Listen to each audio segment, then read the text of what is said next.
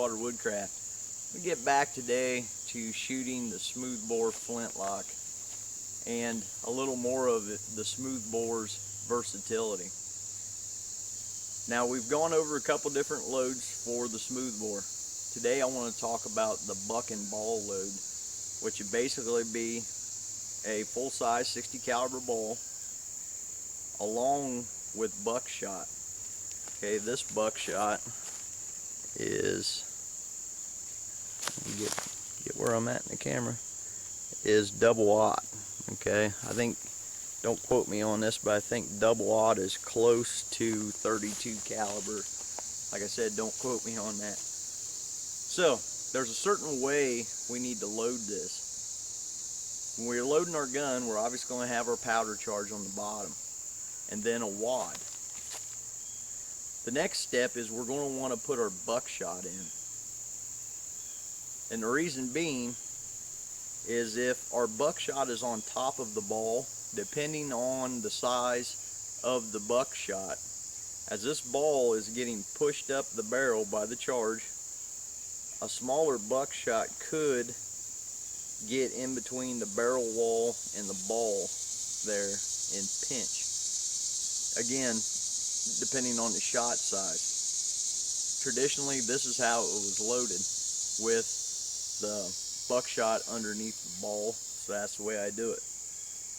Now, a couple things this is going to do. If we use our same 60 grain charge, it's going to reduce our muzzle velocity because we have a heavier payload.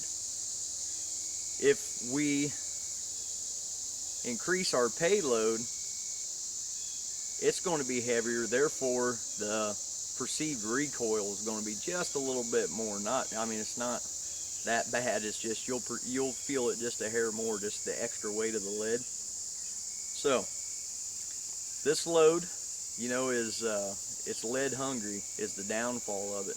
You're using a lot more of your resources. If you only have a limited amount of lead, you know, that's something to think about.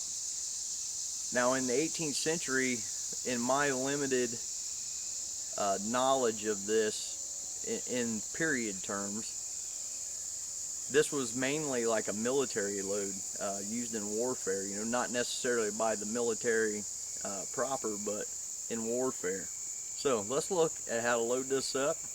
We'll shoot a load at a target and hopefully we can catch that on tape. So we have our smoothbore. As we discussed in the basics video, I'm going to make sure my cock or hammer is in the fired position and the frizzen or hammer steel is open for safety. Okay.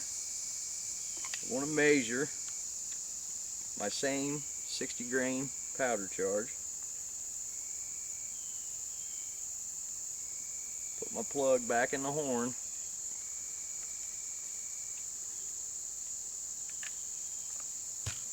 Charge the barrel. A wad of some sort.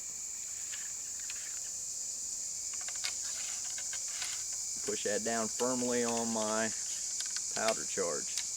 Okay. So next, I want to put in my buckshot. I use 5 pieces. Okay. You know, you have to play around a little bit, see what works best in your gun. Then I'm going to load a chewed ball and a wad to hold it all together. That chewed ball is a little snugger in the bore than a regular 60 caliber ball, but it's also more accurate in my gun. So this gun is, for all primes and purposes, loaded, except we haven't primed the pan yet. So half cock. There, see? Talking on video and I'm forgetting things. Want to pick the vent, just to be sure.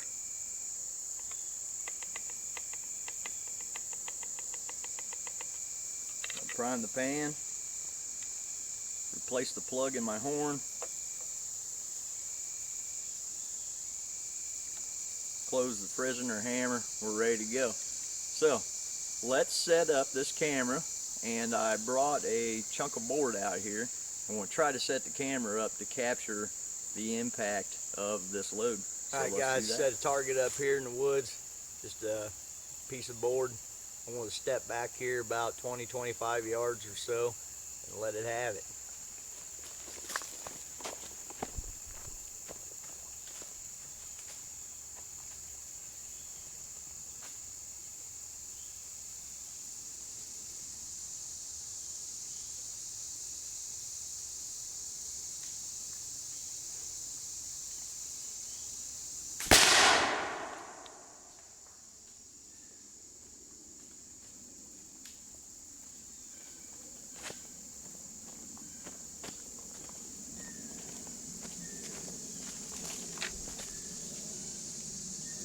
Alright guys, got the main ball here, buckshot, buckshot, buckshot,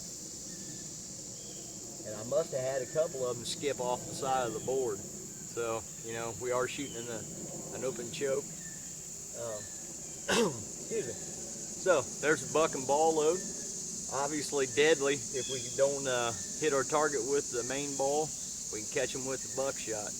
So there's the buck and ball load, guys. It's been Steve Davis, Stillwater Woodcraft. We'll see you on the next one.